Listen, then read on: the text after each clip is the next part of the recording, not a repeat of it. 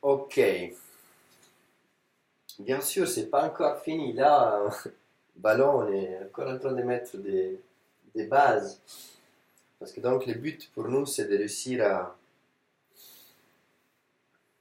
à créer un savoir qui va pas disparaître après l'examen. Plus de sens on donne à notre matière grise, plus de connexions on permet à nos neurones de faire, plus la matière va rester parce que celui va rester ancré. Et lorsqu'on regardera la réalité, on observera la réalité autour de nous, on va aussi automatiquement commencer à faire des liens. Et donc, la matière commencera à évoluer toute seule dans un circuit vertueux. Donc, l'investissement d'énergie, d'attention au départ va donner ses fruits. Je crois, je pense, j'estime, on récolte ce qu'on sème. C'est une phrase que j'aime beaucoup. Donc, au fur et à mesure, on va aller vers Vallon. Là, donc, je reprends, j'ai fait juste une petite note. Et aussi, j'ai écrit là, romanticisme. Et cette expression, Sturm und Drang,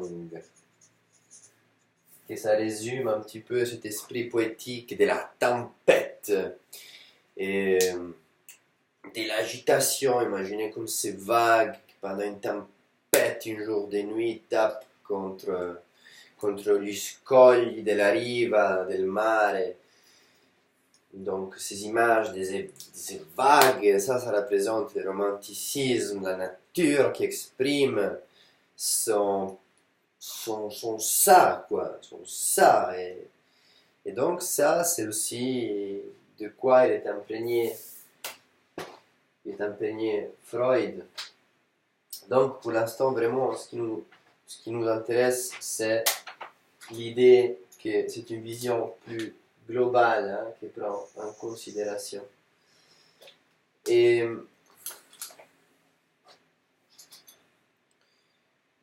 allons, allons spontanément vers Winnicott, parce que sinon je ne vais jamais arriver. Je commence à développer, au fur et à mesure, je vais prendre aussi des notes pour enrichir.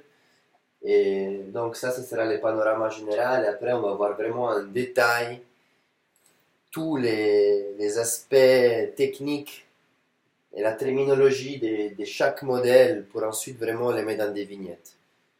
Et je vois la nécessité, l'importance, et il faudra que je mange bien, il faudra que on ait l'énergie pour faire ça. Donc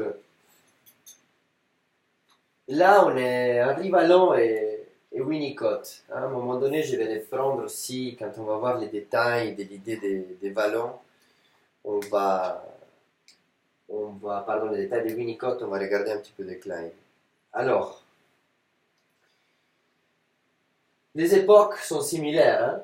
Donc légèrement plus jeune Vallon, il meurt un peu plus tard, donc sont plus ou moins contemporains, France, Angleterre. Et, on a dit que les idées sont dans l'air, dans l'esprit du temps. Donc quand on dit que la construction du soi, de l'individu, donc qu'on voit chez Vallon, se fait progressivement, l'identité, ça se fait à travers la relation à l'autre. Je vais prendre ça comme, comme point de départ pour commencer à parler un petit peu de Winnicott.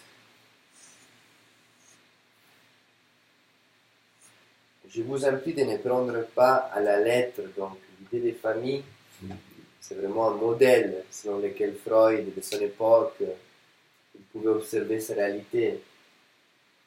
Vallon, il a une vision beaucoup plus vaste de toutes les classes sociales qui constituent la société, et aussi la vision marxiste. Et aussi chez Winnicott, donc Second World War, Deuxième Guerre mondiale, après, il y a beaucoup des enfants qui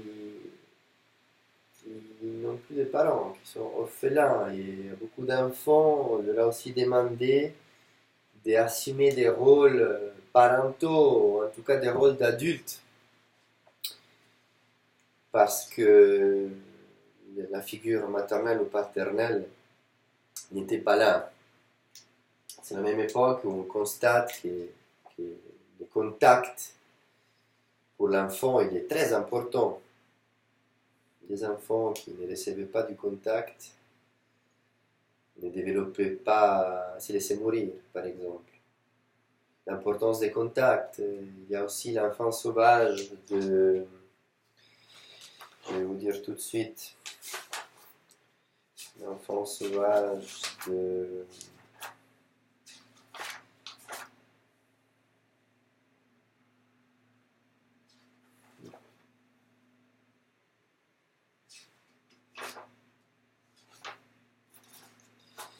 Il y avait cette histoire de l'enfant sauvage que maintenant je n'arrive plus à retrouver. Qu'il a dit. Mais c'était pour dire que il y avait cet enfant qui n'avait pas eu le contact avec les gens, avec l'interaction sociale, et il était dans une ferme. Et il n'avait pas réussi, il ne savait pas parler.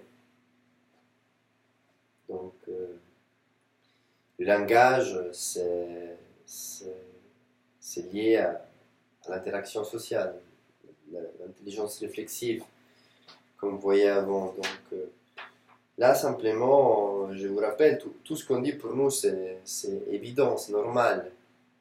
Mais à l'époque, c'était des pas à franchir, se rendre compte de ces choses. Mais donc, en gros, par où commencer? Par où commencer? Par où commencer? Par où commencer quand on parle de Winnicott? Winnicott. Moi, je vais commencer le discours de Winnicott à partir de l'idée de l'identité et de la construction. Et pour faire cela, je suis obligé de vraiment commencer à attaquer les détails parce que je vois pas, j'ai pas assez de connaissances pour parler de Winnicott d'une façon générale. Il faut que j'attaque directement la technique et voyons ce qui va se donner.